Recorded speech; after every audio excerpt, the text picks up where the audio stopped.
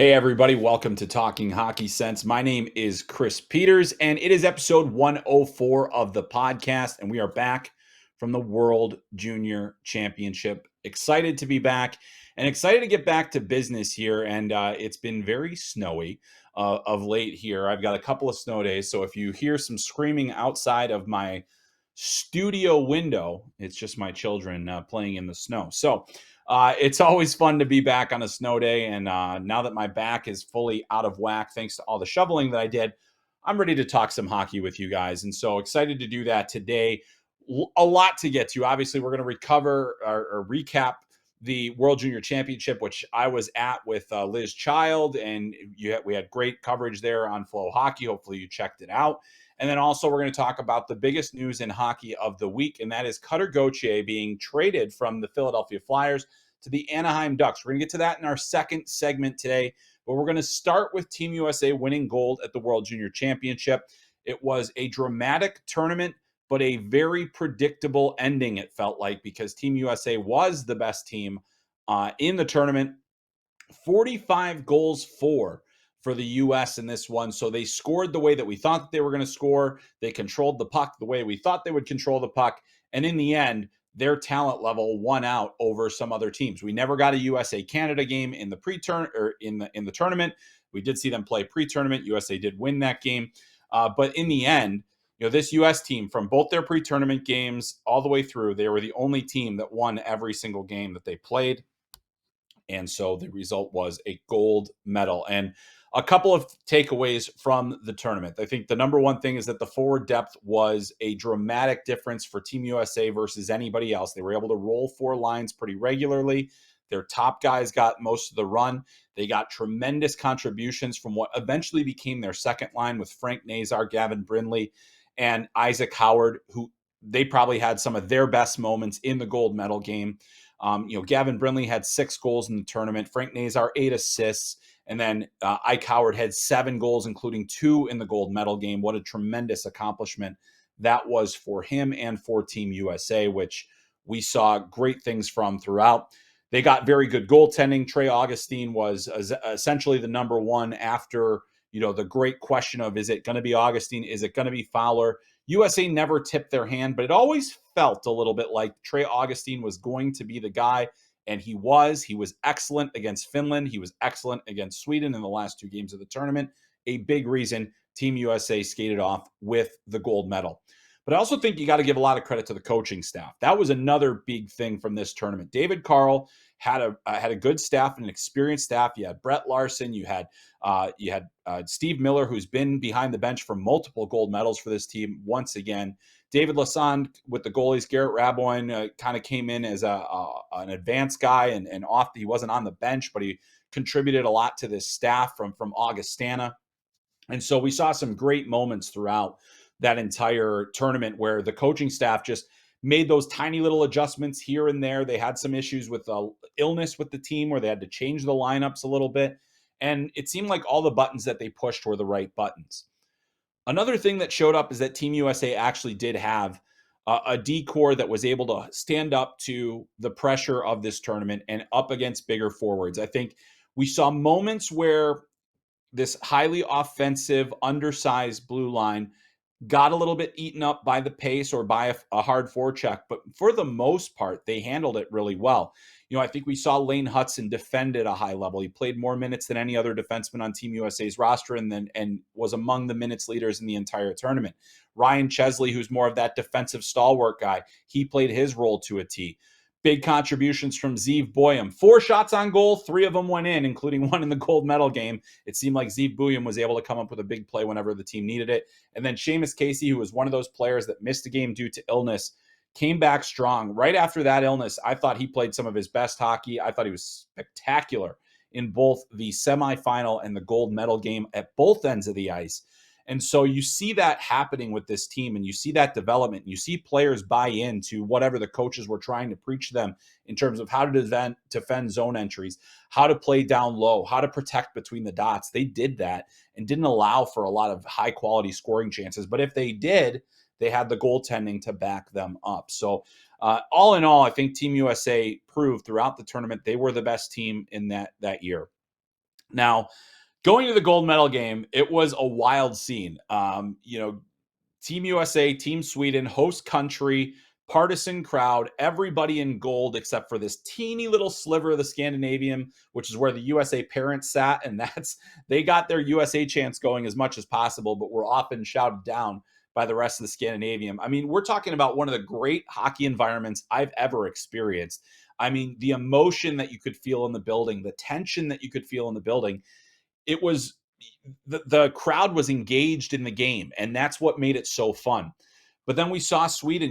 They played tough. They had a great opening salvo in the tournament. In the gold medal game, they were controlling the puck a little bit more. Team USA kind of had to absorb that pressure, and they did that. And then in the end, they get the first goal, which I think was critical, and that really kind of took a little bit of the life out of the building. Then Sweden ties it up. Energy is back on. Second period, Isaac Howard scores 2 goals. Life sucked out of the building. Jonathan Lekkerimäki scores at the end of the second period. Boom, energy is back up. And the momentum seemed to be all in the favor of Sweden. And this is where I think Team USA deserves a ton of credit. It was 3-2 going into the third period. And Team USA played their best period of hockey in the entire tournament in that third period. It started early with a Zeev Buium goal off of a one face-off by Gabe Perreault, not a natural center, but his dad, Yannick, one of the all-time great centers in terms of face-off percentage in NHL history. And Gabe Perreault wins that face-off to Will Smith. He gets it to Zeev Buium, one-timer, boom. And that pretty much felt like the game was over at that point. So big moments there from Team USA. Their stars came up with big performances throughout as well.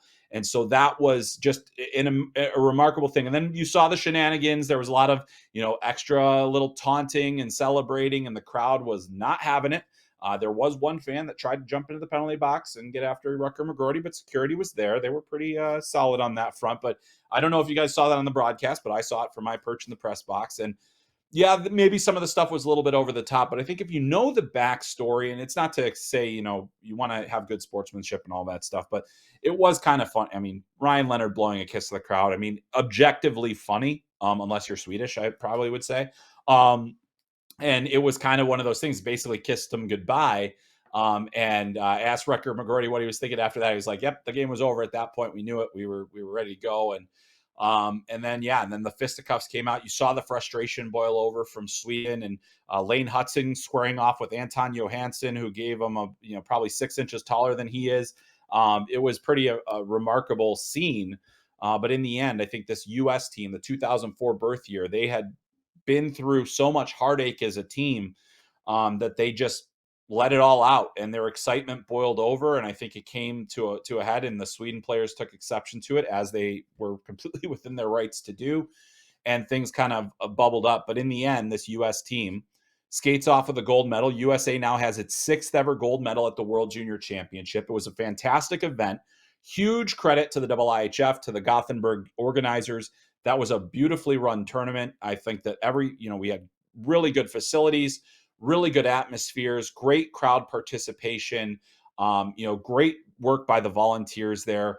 The World Junior Championship is a gigantic undertaking, and I think they nailed it. It's a tremendous hockey city. I hope I have another opportunity to go back. If you ever are on going to have anything on your bucket list, make sure to add Gothenburg to it, especially to see either a Sweden game or a Frölunda game where it's sold out, and it matters because that crowd was as engaged and involved as any hockey crowd I've ever been a part of. You should definitely go check out FloHockey's social media. We have a ton of different videos from the tournament that have, that even show what it was like in the Scandinavian that day for the gold medal game, with a little walk through the concourse and hearing the chants of the crowds. I mean, really something that you can only experience in person to get the full volume and just the allure of it. But boy, what a fun time that was in that tournament. I want to let you know, obviously I haven't broken down a lot of individual player performances here. You can go over to flohockey.tv. I've got both player by player evaluations for all of Team USA's forwards, all of Team USA's defensemen, and all of Team USA's goaltenders. You can get the full rundown on that, on my thoughts on those players, how they played, what it means for their projection, all those different things It's on FloHockey.tv. So head over there. We also have questions coming up where people ask individual questions, and I will answer those. But in the interest of time, and also because we have this remarkable story about Cutter Gauthier that I'm going to get to in just a second, that is the priority. So we'll talk about that, but go over to FloHockey.tv, check out those evaluations. I mean, great stuff from just in terms of what I saw. I'm not trying to say my own stuff is great. That sounds weird. But anyway, just a lot of info for what I saw and my opinion on the players. And if you guys care about that opinion, you can go find it there. Before we move on from this World Junior topic, the other big piece of news that came out of the World Juniors is that Minnesota, Minneapolis, and St. Paul will host the 2026 World Junior Championship. They beat out places like Seattle. Seattle was a finalist, according to our reporting and others reporting. And then also that, there were other warm weather climates that tried to get involved in this process as well. But ultimately, it goes to the state of hockey.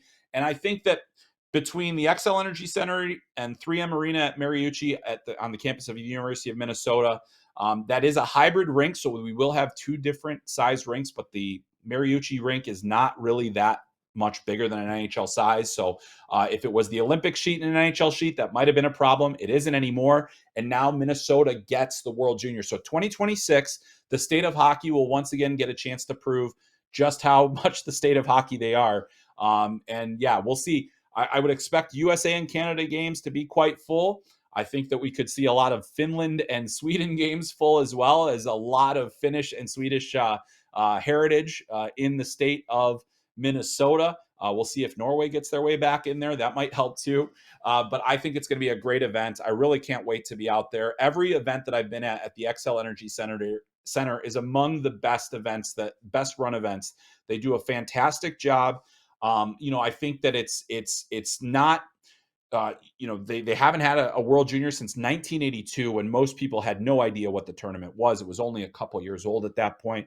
So I'm really excited to see what Minnesota is able to do with this event and starting a new chapter, and certainly having a U.S. team that just won a gold medal within the last few years gives it a little bit more juice. Guys like James Hagens and Cole Iserman will still be age eligible to play in that tournament. The guys that were in this year's tournament won't be. But we could see guys like Hagens and Iserman and a bunch of other Minnesota-based guys that could potentially play for Team USA in that tournament. So really excited for that. So congratulations to Minneapolis, St. Paul. We'll see you in 2026. Next year is in Ottawa, and I plan to be there too. So looking forward to all of that. All right, we're going to move on now, and we are going to talk about the biggest hockey news that there has been anywhere for the last couple of days. And obviously, we're a little bit behind the news, but I think that there's still a lot of meat on that bone in terms of what needs to be talked about with what happened with Cutter Gauthier getting traded from the Philadelphia Flyers. Now, Cutter Gauthier is coming off of a tremendous World Junior Championship. His value is exceptionally high. I think he's a top prospect. He's a number 5 pick. He's, a center. He played center at the World Juniors. There's always been some debate about whether he's a wing, whether he's a center, all those different things. And we'll get into that as well. But Cutter Gauthier getting traded was a shocker. And now I was among the people that heard the rumblings that, hey, maybe he's not real thrilled with the potential of playing in Philly. That is something that I feel changed within the last year. I don't think, a lot of people criticized him for telling the Flyers that he wanted to be a Flyer prior to the draft, that he was built to be a Flyer. And I don't think that he said that with any ill intent or that he was going to back out. But in the end, the Philadelphia Flyers repeatedly said he didn't want to be a Flyer, so we don't want you. We saw John Tortorella say he doesn't know him from a hole in the wall. We saw Keith Jones said, if you don't want to be a Flyer, you don't have to be. We saw Dan Hilferty, who's, the team president and the alternate governor of the team, basically saying that he's probably going to get a rough ride and he doesn't feel sorry for him. And Philadelphia people know how to treat, people that turn their back on him, all that other stuff. It was a little much, to be completely honest. And here's the thing. I think that players that, they don't have a lot of leverage, they don't have a lot of say. And I also think that, the draft is set up in a way where the players don't really get much choice in where they go, what they do. They can certainly tell teams, hey, I'm not going to sign there. The Philadelphia Flyers very famously was the recipient of a player that absolutely refused to go where he was drafted. And so, Eric Lindros, I'm not comparing Cutter to Eric. I think very different circumstances. But something happened, and there's a new regime in Philly, and obviously they're rebuilding, and there's all this other stuff that's happening there. I've seen a lot of different theories as to why Cutter decided not to sign there. Some of them I don't think are correct.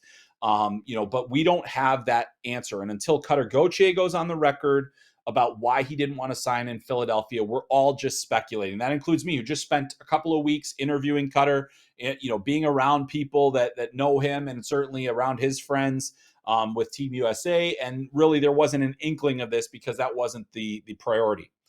There is one piece of news that came out of this that I felt like I needed to throw some sort of opinion behind, because one of the things that apparently really upset Philadelphia was that Cutter Gauthier and his family refused to meet with them at the World Junior Championship. Given the situation, knowing what we know, and that there was tension, that there was stuff, that was not the time or the place for that meeting. The World Juniors, the players in the middle of a tournament. You're telling me that that's when you want to have the conversation? And maybe it would have only been with his advisor. Maybe it would have only been with his parents. I don't know. But Cutter Gauthier is in the middle of the most important tournament of his life with his age group that is desperate to finally get over the hump and win a tournament. They're rolling. Why would you want to have that distraction come in? It's completely ridiculous to me that if that had anything to do with what happened, and that they were fine, that was the final straw, that is completely outlandish. It's the World Junior Championship. It is not a throwaway regular season game. It is a very intense 12 days of hockey for these players. They only get a few days off in between. They're basically playing 7 games in 11 days. And that is a time where you have to be focused, you have to be engaged. It doesn't sound like there was a ton of time for, going out and exploring the city and having meetings with NHL teams with significant implications about your future in the middle of a tournament that mattered. So that was one element that I thought was completely ridiculous, and something that I thought was so overblown, because that was not the time or place for that meeting. Now, if you're the Flyers, you have a decision to make. And I completely agree with Keith Jones in that Cutter Gauthier's value was never going to be higher than it was right after the World Junior Championship. Forward of the tournament, tied for the scoring lead, 12 points, media all-star, USA's leading scorer on a gold medal team, alternate captain as well.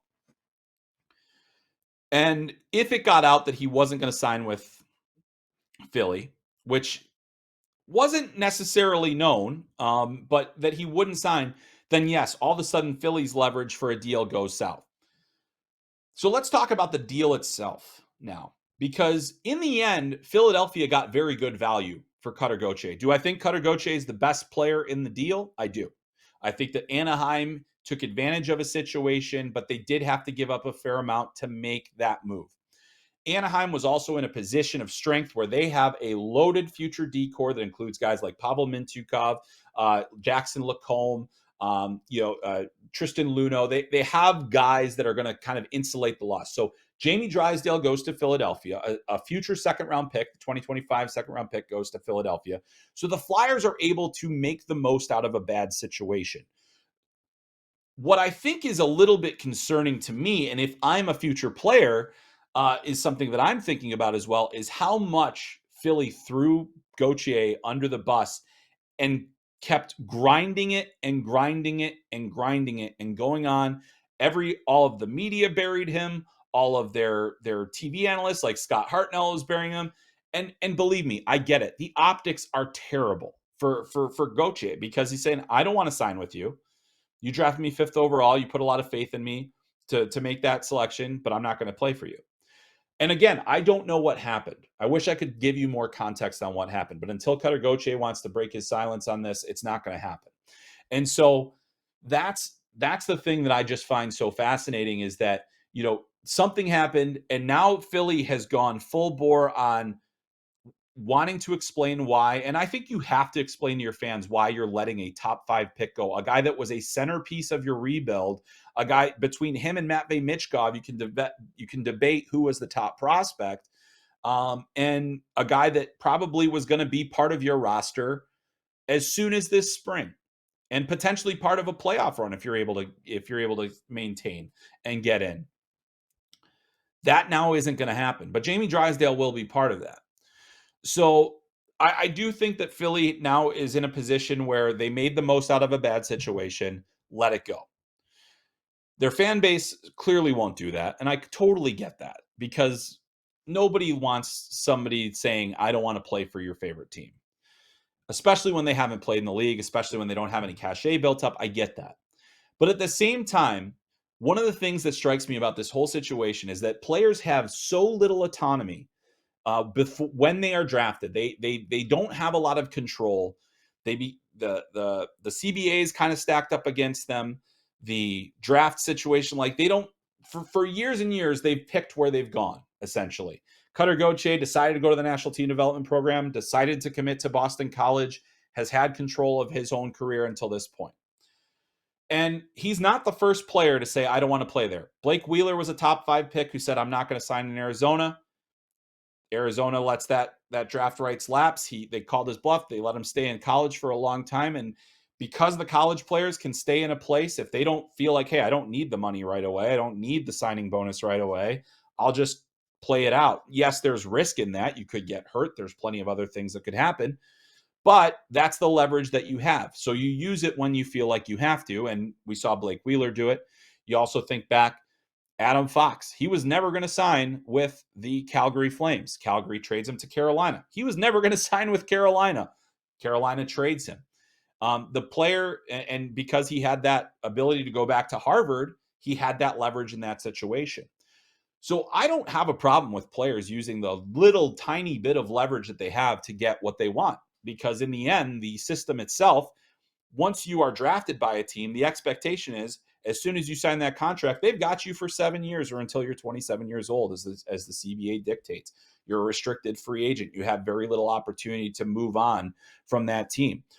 And so I don't mind when players take the little tiny bit of leverage that they have and use it to their advantage, because they don't have much. It really is the way it is. So I'll say this: the Cutter Gauthier, like, he's, you wear it. Essentially, you make the decision, you say, I'm not going to sign there. You wear the consequences that come with that. And that is going to be a very harsh ride from Philly fans for all of eternity. He will have a target on his back as far as that's concerned. I believe he has family ties to near Philly as well. So that's obviously not always the best and for them. But I do think that, in this situation, whatever happened, Cutter Gauthier and the Philadelphia Flyers got something out of it. He got out. They got a good player in Jamie Drysdale. They got another draft pick. We'll see how much value that creates. So since we've talked a lot about Philly, let's also talk about Anaheim really, really quickly, and then we'll move into our question and answer. And guess what? A lot of the questions are about Cutter Gauthier, so we're going to get to those too. But the Anaheim Ducks have another blue chip player. We'll see what happens. It sounds like there could be some more movement in their future, but think about it. Mason McTavish and Cutter Gauthier, hard driving centers with physicality, with strength, with power, with tremendous shooting ability. That's big. If Trevor Zegras is part of the long-term solution, he did just get injured, but if he's part of the long-term solution in Anaheim, high-end skill. Troy Terry, high-end skill, part of the long-term there, and still, a player with plenty to prove as a pro. I think that the Anaheim Ducks are building a wagon. Quite frankly, the Anaheim Ducks are going to be a wagon, and they are going to be one very soon. And that is probably scary for a lot of that division. But I think you look at Pat Verbeek and what he has done, Leo Carlson as well. You think about them down the middle for the long term, and maybe Cutter Gauthier is a wing for them because you have Carlson and McTavish down the middle. You've got strength, power, skill, the ability. And I really do think that this is a team that is going to be a significant player in the future. What they do with their goaltending going forward, is Lucas Dostal going to be the long-term goalie of the future for them? Are there other options? What they do there will be a big key factor, but they have essentially the core tenets of a team that needs that will be moving forward, that will be pushing out of a rebuild and into competitiveness in the near future. And I do think Cutter Gauthier will be a significant piece of that.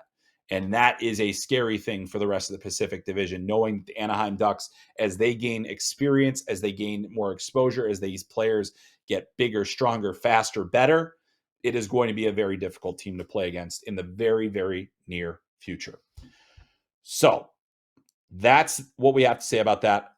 Angry Flyers fans, please direct your hate to my Twitter account. And excited Ducks fans, just enjoy yourselves with that. But I do think that this is going to be a very interesting saga to watch. And the other thing I will say before we move on, I don't think we are done seeing players exercise whatever little leverage they feel they have to make their own situation better. These are their careers. We get a lot more say in our careers as private citizens than the pro athletes do. Not to say that nobody's going to feel sorry for them. I'm not going to feel sorry for them. But when they have the opportunity to control a little of their own destiny, I have no problem with them doing it, because that's what I would want for myself. All right. Moving on, we're going to get to your questions. Again, a lot about Cutter Gauthier. It is the hot topic. We're going to continue to talk about it. We have a lot of other questions too that aren't about Cutter Gauthier, about the World Juniors, about college hockey, about the NHL draft. We are going to get to all of them right here today. And I even got a bunch that came in late, so we'll see if we have time for those as well. But these next few will at least appear on your screen. And we're going to talk a little bit about Cutter Gauthier now. And this one comes from Felix. And Felix asks, do you see Cutter Gauthier as a player who can truly drive his own line? So Cutter Gauthier as a player that can truly drive his own line. So the big debate around Gauthier is whether he's a center or a wing. I think that he is continually starting to prove more and more that he is and can be a center. I do think that. I think that he can be a center for the long term. I think it just kind of depends on what the Ducks have. I mean, I would rather have Mason McTavish or Leo Carlsson potentially down the middle than a Cutter Gauthier, and I want Cutter Gauthier in my top 6. So does that mean I move him to the wing? The one thing that we saw at the World Junior Championship was that he was driving a lot of his line's success. The problem is that line wasn't finishing necessarily all of their chances. I think that Gauthier has kind of sometimes can get a little bit into forcing plays and doesn't necessarily have the vision of a high-end play driving center like some of the other, like even like a Will Smith who was on his team. I think the vision and the playmaking ability dictate more of the center. But what we did see from Cutter Gauthier was the ability to defend, the ability to play in his own zone, the ability to play with strength and speed and be disruptive in all zones. And that, I think, is very important. He was one of the best faceoff men in the tournament. I believe he finished 3rd in faceoff percentage at the World Junior Championship. Several of his faceoffs immediately led to goals. He's very good in that regard. He is hard to get in front of. He is a hard guy to slow down.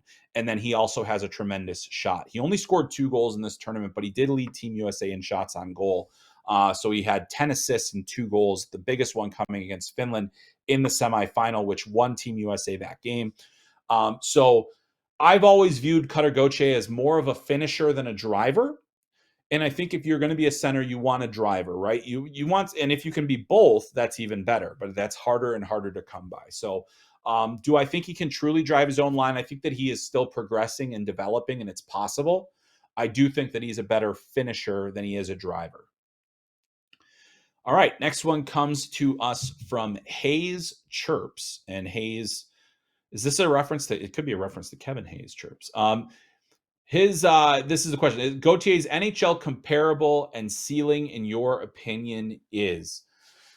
That's a good question. I think that there's certainly some Scheifele-esque ability there. You think about the size, the power, the scoring ability that he has. I feel like that's something that he could be. I do think that the ceiling for him, is a top 6 center. In the best case scenario, I think that there's also a scenario where he's a top line wing. I think in either sense, you're getting a player that you're saying, hey, this guy could score us 30 goals a season. I do think that that's fully within his capability, whether it's at the center position or on the wing. Obviously, the value for centers is much higher, but I do think, defensively, there's still going to be need work to be done. But I see that power elements. And, the aside from, like, I think Austin Matthews has elite hockey sense. But in terms of size, shooting ability, power, the different things that Cutter Gauthier has shown, like there's elements of that. I just don't think the hockey sense is remotely close, which is where I think the disconnect is. Why I wouldn't, Austin Matthews comparable is very lofty to begin with. Even a Mark Scheifele comp is pretty lofty, I feel like, in the modern NHL. But I do think that that's something potentially that could be in Cutter's kind of wheelhouse going forward. Our next question comes from Talkin' Hockey, and I always like hypothetical trades. He said, just out of curiosity, what do you think it would have taken for the Blackhawks to nab Gauthier from Philly? What would it take for the Blackhawks? So if you look at the deal that did ultimately get Anaheim Cutter Gauthier, I think that the answer would be Kevin Korchinski and a second. Korchinski is younger than Drysdale, is younger, that he has a little bit of a ceiling. He's a bigger player. Obviously doesn't have the injury history that Jamie Drysdale does, which is an important factor in the deal. But I think that if that's the move that you're making, you're looking for a puck moving defenseman, you're looking for a guy that you can kind of have on your line. I think that Korchinski is probably what it would have taken for Chicago to do it. I don't think that there was a lot of other players that they really coveted in this one. But, I think the difference between Korchinski and Drysdale, aside from the size, is also the handedness. I mean, Korchinski's a left shot defenseman. You're looking at Drysdale as a right shot defenseman. Maybe that plays into it a little bit. But I do think that if we're talking hypothetical trades, it would have probably had to be Kevin Korchinski in that second pick. I just don't think that there were any other players that really fit what Philly was looking for. Maybe you could say, would it have been a forward? I just don't know. But I think that for Cutter Gauthier, they really, if they weren't going to get a top of the lineup center, they wanted a top of the lineup defenseman. I think Kevin Korchinski is trending towards number one. And I'm not sure that that the Chicago Blackhawks would have been keen to a deal of that magnitude. Even as good as Cutter Gauthier is, I'm not sure that necessarily would have done it, because I think they think so highly of Kevin Korchinski. So a lot of things to kind of break down there, but a great question nonetheless, and I appreciate you asking it. This next one comes from Jamie's Zebras, and this gets into a little bit more of an evaluation of Cutter Gauthier. So from Jamie's Zebras, what are some of Cutter's strengths that may go unnoticed by the public eye? What are his weaknesses, and which ones are easily correctable and which ones are going to take some time to correct? Good question. I think among the strengths that Gauthier has that isn't necessarily outwardly noticeable is with the size and speed that he has, he's able to really be disruptive, and he's able to get in the way, and he doesn't have to decleat a player. He doesn't have to knock a guy off his feet to knock him off the puck. So there's a lot of subtle body positioning things that he does that takes the puck off of players. He's hard to get the puck off of because he can lower his shoulder. He's physically strong. I mean, very physically developed player. I mean, he is really built and strong already, has that kind of NHL frame that as he continues to get even stronger will make him even tougher to play against. If there's a weakness, I think he forces a lot of plays. I think that we saw he shoots into shin pads a lot. You don't like to see that, especially when he's curling to the top of the key. You don't want to see that where he's giving shots away as much as he is. I think he can get a little bit of tunnel vision to the net at times and needs to find his teammates a little bit better.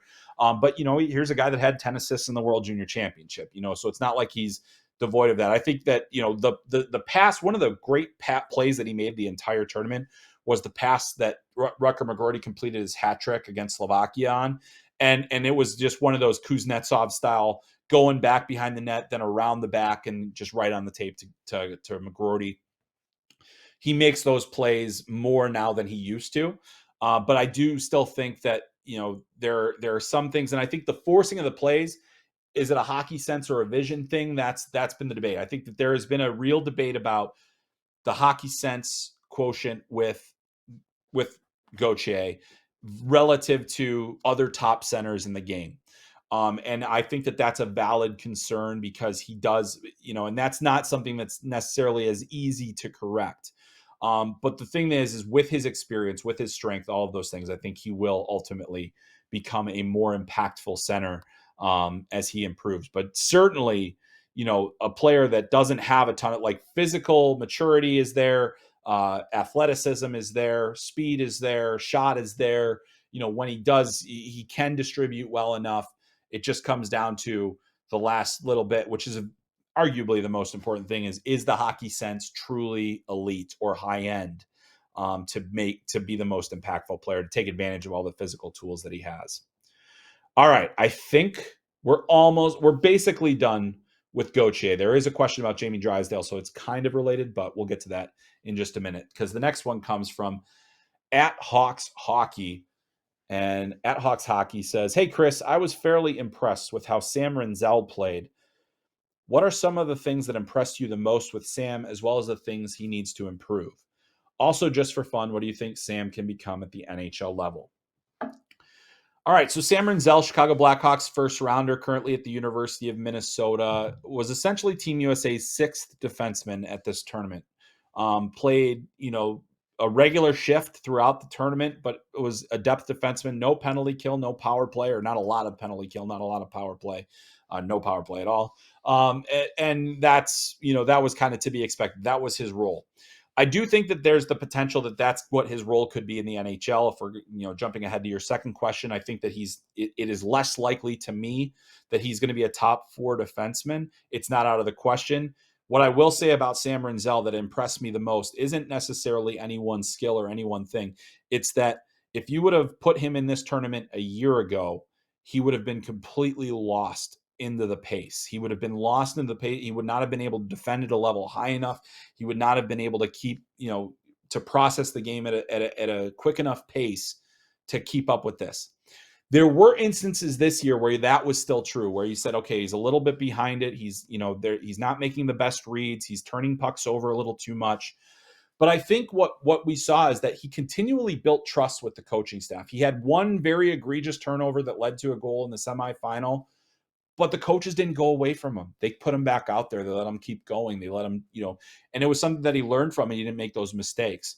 The things that Rinzel does very well, he's a graceful skater for the size. A 6'6" player that skates as well as he does is a pretty rare commodity. I love the way that he can get up the ice quickly. The thing is that once he gets there, he needs to make a play. And that's where I think that there can be a little bit of a disconnect, is that, he'd get the puck into a good position, but he wouldn't have anywhere to go with it after that. And that's kind of one of the issues that comes up. Defensively, there's still some work that needs to be done in terms of the reads and reactions that he's making to, especially on zone entries. I thought that was a problem for him at times. Defending speed at times was a problem. But the thing is that when the Chicago Blackhawks drafted Sam Rinzel, they knew this was a long-term thing. This was not a guy that was going to be on their roster soon. He is not going to be on their roster soon. I think he's at least 2 more years of college, at least. And that does put him in the range where he could become a free agent. That's dangerous, obviously. So I'm sure that that the Chicago would make a push to sign him after his sophomore year, as opposed. I don't think they should try to sign him this year. I don't think that would benefit him at all. I don't think he's ready for the AHL. I don't think he's ready for pro hockey yet. But I do think he is continually improving. Each year he has gotten better and has progressed at a rate that gives you a little bit of comfort. Now, when you draft a first-round draft pick, you're hoping that you're getting a top 4 defenseman, right? I think it's probably lofty to suggest that that's where he's going to be, but it's not out of the question, because I think that we're seeing a progression in him that is legitimate. I think the hockey sense still needs to come a ways. I still think that there's got to be better decisions with the puck. But I do think that this is a player that has gotten better and better and better as time has gone on. And then he also has those physical tools. He also needs to be more physical, because at his size, that's going to be the expectation, is that he's more physical. He's not losing puck battles. And that's going to be really ultimately where I think we can find more improvement for Sam Rinzel. But great question. I think that, the jury is still out in terms of his overall NHL potential, but I do think that it remains there. that there is something there. All right, our next question comes from Avco Cup, a frequent questioner who asks, how do you currently project Jamie Drysdale? Is he still likely a top pair D-man at some point? It's a good question, and it's a tough one to answer because I think the biggest thing with Jamie Drysdale is something he really can't control, and that's health. That is the concern of this trade. That is the inherent risk in this trade for the Flyers, and that is something that you have to be eyes wide open. And he's a 5'11" right shot defenseman who skates incredibly well and moves pucks remarkably well. However, he has only played one full season in the NHL, an 81-game season in 2021-22. He played 8 games last year, has played 10 games so far this year. And you do worry, a player his age that has missed that much service time, will they be able to get to where they need to get to be a top level defenseman, and certainly a top pairing defenseman? I think he's still conservatively a top 4 defenseman in the NHL, which is still a very good thing to have. I mean, top 4 to right shot defensemen are very difficult to come by, especially when they have the puck moving capabilities of a Jamie Drysdale. So I got a lot of time for Jamie Drysdale in that regard. The things that we don't know and can't know is how much of these injuries impacted his overall trajectory and his overall development. Is there a way that he can avoid future injury? Is there a way that he can stay away from these potential catastrophic injuries that cause him to miss significant amounts of the season? And that's something that he really can't control, and we can't know. But I think ultimately, you look at his skill set, you look at the way that he plays, you look at the number of minutes that he played in Anaheim. I still believe that top pairing defenseman is a possibility for him. It's way too early to say it is, and he's only 21. Turns 22 this spring. I think there's still ceiling for him to reach, and I'm sure it was a very shocking moment for him to get traded away from Anaheim, where it seemed like he was going to be a cornerstone fixture. But in the end, that's hockey. So he moves on. All right. Now we're going to talk about some more World Juniors players and prospects that we saw just this last week. And next one comes to us from Kenneth. And Kenneth asks, how are you feeling about Edward Shala after the WJC? He seemed to have a good tournament despite his down season in the OHL. Edward Shala, it has been a bit of a down year. I mean, not just a bit, it has been a down year for him in the OHL. He has not performed to the expectations after playing in the professional ranks last year. We thought that there might be, he still has 20 points. Just got traded to Kitchener, by the way. Now a Kitchener Ranger after being with the Barrie Colts. So 20 points in 25 games for a 18-year-old that has professional experience and is a first-round draft pick. Not exactly super inspiring. He did get his points at the World Juniors, 7 total points at the World Juniors. That included a hat trick against Norway. And he did have assists in some of the other games as well for Czechia. So interestingly enough, I didn't think he had a great World Juniors, to be perfectly honest. I thought he was okay.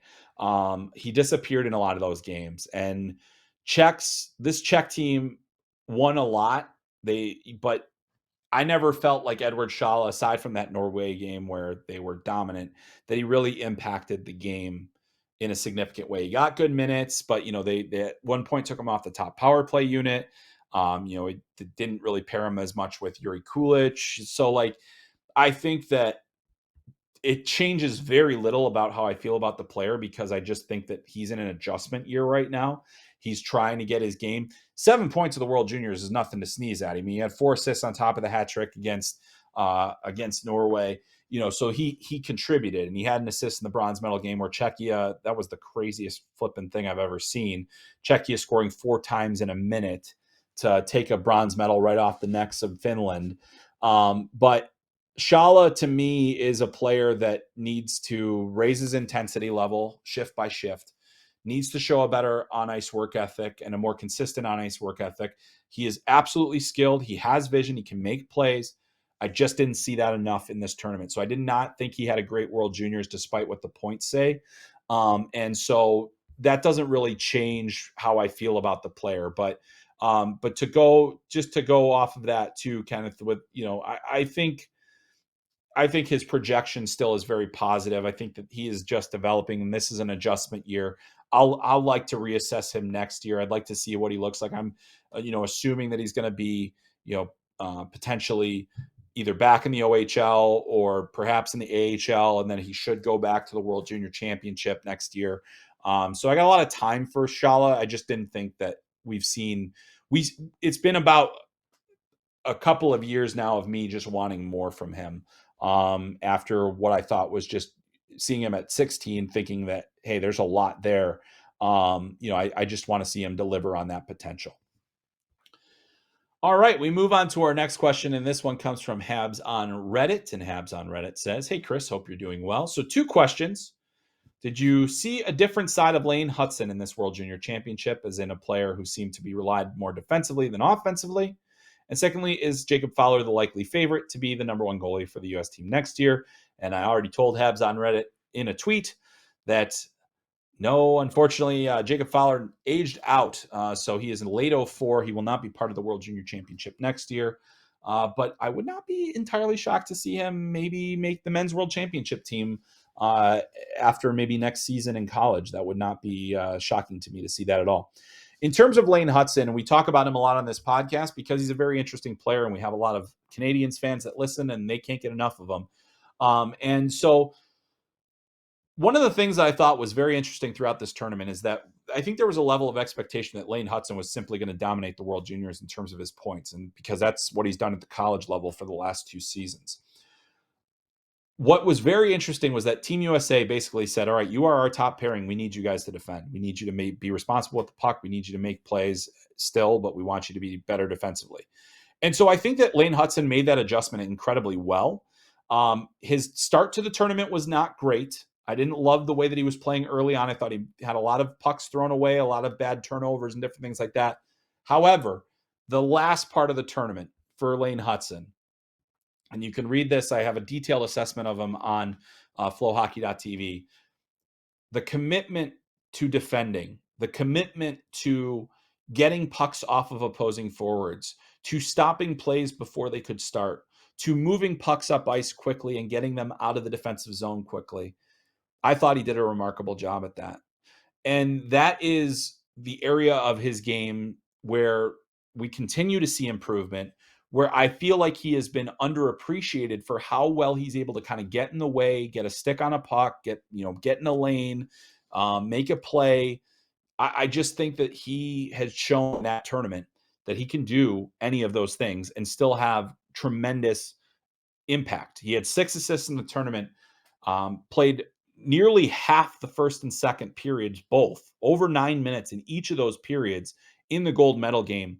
Team USA said, if we need a stop, Lane Hutson and Ryan Chesley are going out there, and we trust both of them equally. He killed penalties. He was on the power play, and then he was also just tremendous at 5-on-5. He still made plays, didn't get as many shots off, didn't score any goals, but he made a lot of plays. And I think Lane Hutson showed in this tournament that he can do a lot, and that he is still an outlier among defensemen in his size package, because he does a lot on the ice, even away from the puck.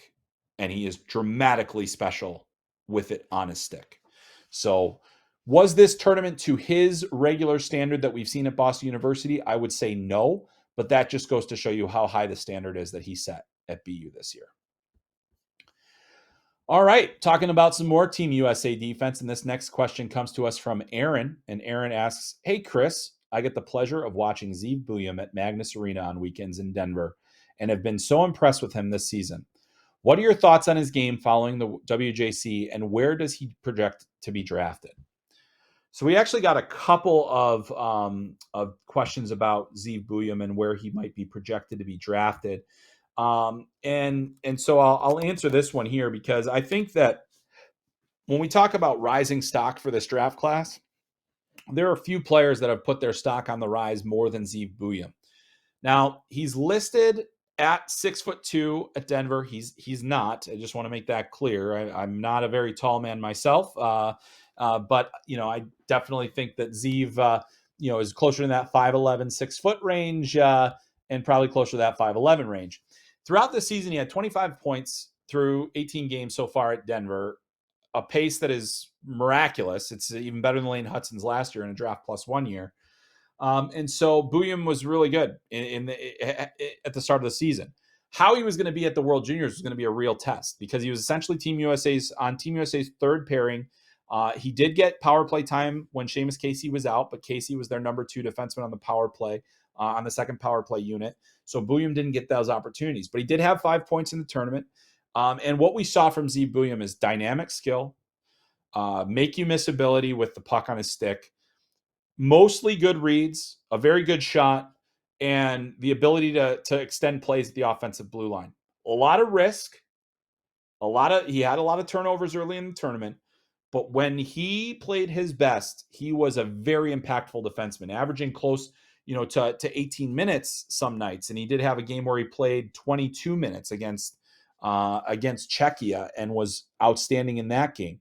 He also was the plus minus leader, which, obviously is a bit of a flawed statistic, but he was the number 1 guy in plus minus, and was on the ice for so few goals against because, he and Sam Rinzel actually, I thought, worked well as a pair. Rinzel had to play a little more conservatively and Bouillon played a little bit more risky. And it worked. And then he scores the big goal against Sweden in the gold medal game that really basically took any chance of a comeback. It just felt like they were on their heels the rest of that third period. So as far as where he's going to go in the draft, that's a really interesting question because players like him that are, slightly undersized defensemen, he's a left shot, more offensive minded. I think that it's reasonable to expect that he goes in that 10 to 15 range. Not, I think it's a 10 would be probably the ceiling because let's also recall that this year's draft has so many big defensemen that are also skilled and can also produce. And so they have a little bit more of a projectable ability in the NHL, whereas Bouillon has that risk factor due to the size and some of the risk that he plays with. But I'll tell you what, this is a guy that is on the rise. I think that would not be shocked to see if him be a top 15 pick in this NHL draft. Still probably, that 10 to 20 range to give you a wider range. That's where I think he could be right now. But Z Bouillon, outstanding tournament and really raising his stock. All right, we definitely have a few Blackhawks listeners here because the next couple questions are about Blackhawks prospects. And the next one here comes from Maxwell. And Maxwell asks, it felt as though the pace of play at this tournament was a little too much for Martin Misiak. Should Chicago fans be worried long term? All right, so Martin Misiak was a second-round draft pick of the Blackhawks last year, one of the many second-round picks that they had, 55th overall. So am I worried about him in a draft plus 1 tournament? No, I'm not. I don't think so. Not for a second-round draft prospect. If he was a top 5 pick, then it would be a different story, but he's not. He did have 3 assists in the tournament. Slovakia bowed out earlier than any of us expected them to, so certainly disappointing there. And Misiak didn't impact the game as much as I think he probably should have. The thing I like about Martin Misiak, he's got a good frame, he's got strength, and he can be a disruptive player. He's good on the forecheck. When he's playing his game, I just don't think we ever saw him establish himself in a role that allowed him to be what he has been throughout the season. The only games where he really pointed up, he had one assist in the first game and 2 assists against Norway. Otherwise was skunked. He was a -3 in the game against the U.S. where they got rolled over 10-2. So not a very strong overall performance. He did join last year. Last year, he was a late tournament addition to Slovakia, so he was part of their team, that had some success last year. But I think you look at what he's doing in the OHL this year, and it's on par, a little bit ahead of what he was doing in the USHL last year. He's a guy that you're probably going to get in your AHL system sooner than later. As a guy that'll be that's 19 and he'll be 20 next September. So I think that's fine. I don't think there's really any real concern about a player, especially when it's a 55th overall pick. If it was a first rounder and he played the way that he did, I would feel a little bit more concerned. But I still think that there's a lot left to be learned about Martin Misiak and his ultimate NHL ceiling. But I would agree with your assessment that he was a bit behind the pace in this tournament and just didn't impact games. All right, another Blackhawks prospect question. No problem with that. This one comes from Zach, and Zach says, thoughts on Nazar's NHL projection translation after this tourney? Well, really, Zach, good question, and it doesn't really. My opinion of him and my projection of him wasn't going to change off of this tournament. What I think we saw here was a continuation of what Frank Nazar is ultimately going to be as an NHL player. I think it's unlikely that he's a top six center. I think it's more likely he could be a middle six, possibly third line energy player. Which you say, oh well, he was drafted 13th overall. He should be a little bit more than that. We'll see. We'll see. I think there's a lot. He's not a big guy, but he's sturdy. He's good defensively. He's smart. He makes plays. He's got a good shot. There's a lot. I love the player. I think he's a tremendous player, and I think this World Junior Championship showed how he can be as an NHL player because he was used in a lot of defensively responsible situations. He was good at the faceoff dot. He ended up with 8 assists, which was second on Team USA to Cutter Gauthier. He played so well off of his line mates. He set them up. He made, he cleared some room for them. And this is a player that I think you consider where he was this time last year on the shelf injured. I think he's back on track. I think there's a lot of room for him to continue to get better. I still feel like there's like Braden Point-esque elements of his game that we can still see coming forward.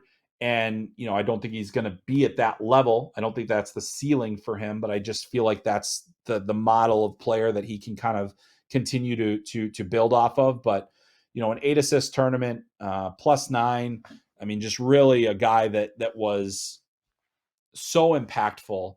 Also his underlying numbers, the guy Mitch Brown and Lassie Allen do such a great job of tracking games and tracking things like zone entries and zone exits and all these different things. They have a great data set. So go find them on Twitter. That's Mitch Brown and Lassie Allen. They tracked every game, and Nazar, blew it out of the water in terms of his underlying numbers in this tournament. And, I think that the eye test meets the statistics in that one. He just was such an impactful player. So my projection doesn't change a ton. I've always thought kind of middle six center is the ceiling. It's unlikely, very few 5'9" centers in the NHL, especially in those roles. So maybe Nazar is ultimately a wing, but at the same time, I think that there's a lot to like about Frank and the way that he played in this tournament.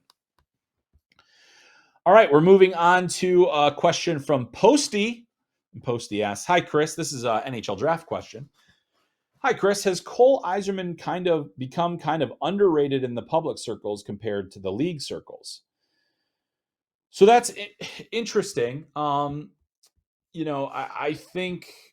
think that the public circles have actually caught up to the scout circles. I think that Cole Yzerman's stock has been very much in flux this year. I think that there is a very, in most of the public lists, he's still top 3, top 5 pick. I would think if you were to pull NHL scouts right now, the top 5 designation would be tenuous at this point. 29 goals in 28 games. No one denies the goal scoring. 50 points in 28 games. No one denies the production.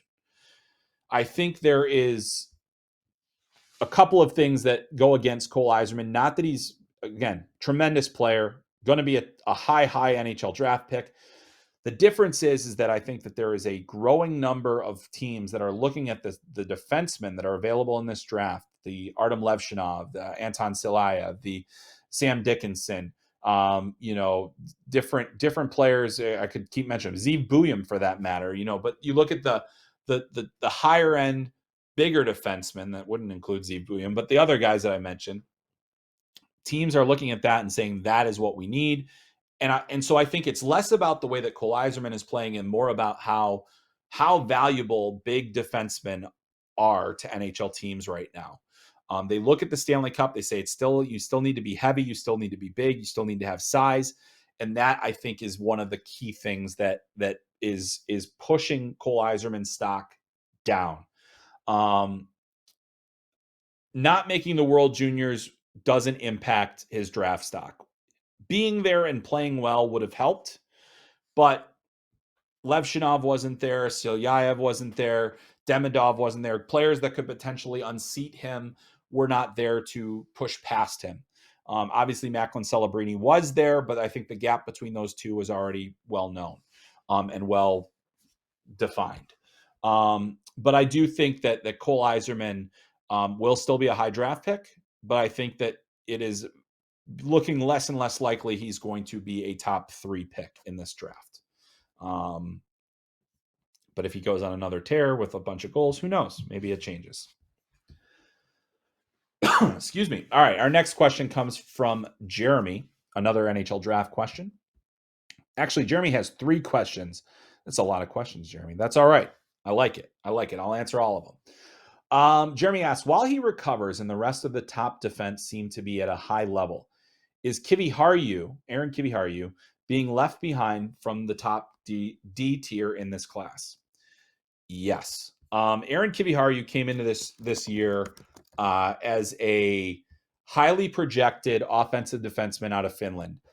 However, I think a lot of it was tied to the fact that, hey, he played some games as a 15-year-old. He was a double underager at the under-18 World Championship. Then had 6 assists there. I mean, really impressive.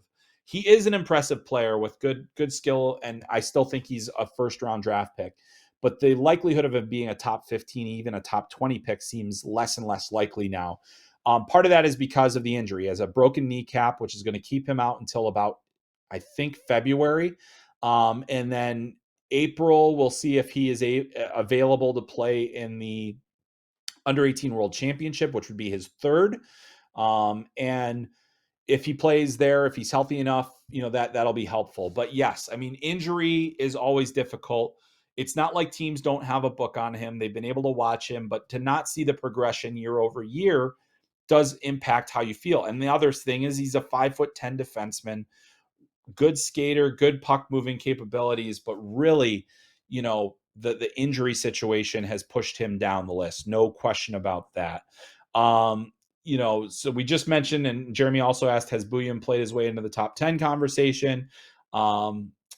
We just talked about that. I don't think he's top 10, but I do think that he is, 10 to 20. And then is there any clarity on Demidov's contract situation compared to Michkov last year? And, the interesting thing, with Demidov, he's been out injured as well. He's now back in business, but and playing well. But he was on the shelf for a bit. His contract situation is 24-25 as far as we know. So he's actually doesn't have as long of it's a similar situation to Michkov, but he's younger, so you don't really worry about that. I don't think the Russian contract situation is scaring teams by any means at all. It's just a matter of making sure that he's healthy and continuing to progress. And by all accounts, at the U20 level, he's been doing just what he was doing right when he left off. So very good chance that he remains in that top 5 conversation, and teams are going to be interested in him going forward. All right, our next question comes from Nam Danan, and this one is, I've got 2. I don't think there was enough Stian Solberg talk coming out of the World Juniors. Can you spend some time talking about Solberg? And secondly, what did you think of Jesse Pulkkinen? And could we see another second-year eligible go in the first round again? All right, well, let's hit that with the first one. Stian Solberg was playing for Team Norway at the World Junior Championship. Against Team USA, he was one of the biggest standout players of that game for either team. He is 6'2", roughly, almost 200 pounds, left shot defenseman, and he is mean. Physical player, really tough defensively, had 2 points in the tournament. And I thought after that USA game, I was like, I got to go watch more video of this guy. I haven't done it yet because I just got back from the World Juniors. But what I will say is that there is absolutely buzz around him, and there was buzz after that. I think the last 4 games that he played in, the buzz dried up a little bit because I think that he made some really bad reads, and there's definitely now some questions about his hockey sense defensively. Not a ton of offensive potential. He does have 10 points in Norway's Pro League this year. He's playing big minutes there too, which is really, that is intriguing. it's tough to evaluate a player playing in the Norwegian Pro League. There aren't a lot of guys that we look at. And so similar to, there were comparisons to like Cider and stuff like that. It's like, no, not really. I mean, like, he doesn't have the offensive capabilities of Cider. He does have that physical edge. He does have that nastiness. I do think he's a top 50 pick in this draft. I think it's lofty to put him in the first round conversation. I think it's much more reasonable to put him in the second round conversation as a guy where you say there's a lot there. There's stuff that we can pull out of him. Just a little concerned about some of the hockey sense things that we saw at the World Juniors. But I mean, some of the defensive plays that he made against USA were really intriguing, and so that is a guy that I absolutely will continue to watch video on. And who knows, maybe as I watch more of his Norwegian pro games, some other things come to the fore. But it's tough because we've seen it in multiple years where how do we evaluate these players in leagues where we're not usually seeing top level draft prospects, where it was Cider at the DEL, just not a lot of guys played in Germany in their draft season. The Swiss NLA with David Reinbacher last year, not a place where you often see top tier defensemen playing regular minutes. And so, those players are outliers, and you do have to be especially careful when you evaluate them, but really, really interesting nonetheless. And Stein Solberg is a guy that I will continue to track and monitor, but I think he was a guy that all of a sudden NHL teams are like, okay, we got to do extra work, and maybe we got to make a couple trips to Norway to go see him. The other guy that got some draft buzz out of the World Juniors and that you mentioned is Jesse Pulkkinen, and he's a 6'6" defenseman, physical, 200 plus pounds, decent enough mobility, had 3 points for Finland. I think that there are definitely for me. I think it would be a little bit much to put him in the first round conversation. He's another guy where, I just think that there's a lot that remains to be seen in terms of his overall projection. I think there are a few hockey sense things there. There are a few, the lack of offensive potential that I just don't see a ton of great potential there offensively for him. That's another thing that kind of puts it on the, kind of on the back burner. He can move pucks. He defended well. He was noticeable in pretty much every game he played. So I think that's another guy where it's just continuing to do more video evaluating. Teams are much more keen to draft re-entry players now. And he's a December 2004 birth date. So, I think that there's going to be a lot more there. You look at his draft numbers of last year, he played 43 games in the U20 level. So U20 level in Finland, and only 4 assists. And then this year exploded for 28 points in 18 games at the U20 level. So this is one of those guys where, is he a late bloomer? Is what's happening? I'm really excited to find out more about Jesse Pulkkinen as I continue to dive into video, but I think that he showed that now we have to have him in the conversation. First round, still a little rich for me, but at the same time, not out of the question. 6'6" defenseman, you're going to get a lot of the benefit of the doubt. All right. Our next question comes from BHawks0035, and they ask, which teams outside of the top 20 in the pairwise rankings can you see making a run getting into the NCAA tournament? Thanks for the great WJC coverage as always. And BHawks0035, I thank you for that kind designation. Well, we don't look at the pairwise until about January, and really even then it's probably too early.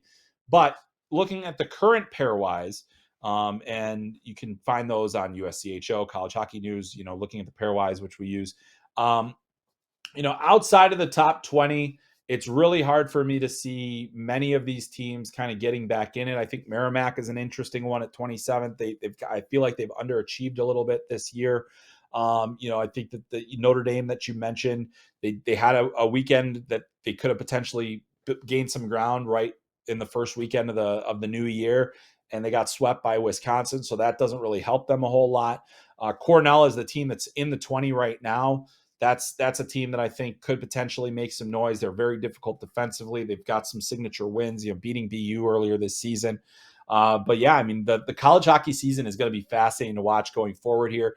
You've got Arizona State right on the cusp of the pairwise. Can they continue to stay in the conversation as an independent? It's always difficult with the schedule that they play to have enough of that, those road wins and different things that can help you in your pairwise. So Yeah, so it'll be interesting to see exactly where things shake out. But I think Notre Dame is one of those candidates that could make a run.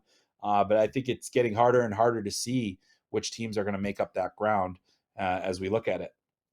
All right, we got one more question among the people that asked online, and then we're gonna quickly. I have a couple more that came in late that I'll get to that we won't have pop up on the screen. But this last one comes from Bill Armstrong's burner. Again, saw Bill Armstrong at the World Juniors. I'm not sure that this is actually his burner, and I say this every time that we get one from Bill Armstrong's burner. But this one is. It's been a bit, Chris. Thoughts on Logan Cooley so far in the NHL? Is Silyaev the final Russian infinity zone for Bill Armstrong in this year's draft? Oh, I love that. Is he? He could be. Silyaev is certainly one of those players that has gained so much attention in this draft season, and his production has come back to earth a little bit in terms of the points that he was putting up earlier in the season. Where we're talking, he wasn't going to take much for him to break the points record. But the important thing is that he's still playing a mostly regular shift. Defensively, the numbers are okay. He's going to be an interesting one to watch in terms of where he ultimately goes in the draft. But a 6'7" defenseman with tremendous mobility and the ability to move pucks. I mean, he is a bit of a unicorn, which makes it kind of enticing. If I'm Arizona, though, I think I've reached my quota on Russian risk. So that's with Simashev that's where I'm. Give me a little bit of time to kind of figure that one out. I think that will be tough to say. But as far as Logan Cooley is concerned, I think that his rookie season's been fine. It hasn't blown the doors off of anyone. I think he's moved down the lineup a fair amount. 19 points in 39 games so far. Nothing to really to sneeze at. I think that the fact that he's continuing to get a regular shift, continuing to find ways to produce, the fact that he's really good on zone entries and different things like that are all really good signs. This is a building year for him. He's not gonna win the Calder, and that's fine. He is potentially going to be. I look at him and I say, well, if he's building this foundation now, he's in for a potentially huge sophomore season, and I do think that this is going to be a very building block style year for Logan Cooley. So we'll see where that goes from here. All right, I'm going to rip through very quickly a couple of the questions that came in after I got done, and this next one comes from. Let's see. Mia asks, I have no question, but please feel free to talk about Noah Ostlund for half of the episode. All right, well, we've already crossed that threshold. We're not going to do that. But Noah Ostlund, I thought he had a tremendous World Junior Championship. He's a Buffalo Sabres prospect. He was in the running for my all-star ballot. He did not make my all-star team in the end. He was right on the outside looking in. But incredibly intelligent player, high motor, good effort level, good skill. I think he's a really solid piece for the Sabres going forward. And he's a guy that I think that really, really drove things for Sweden in this tournament and was one of their most consistent players. So that one is definitely in the mix to be talked about a little bit more.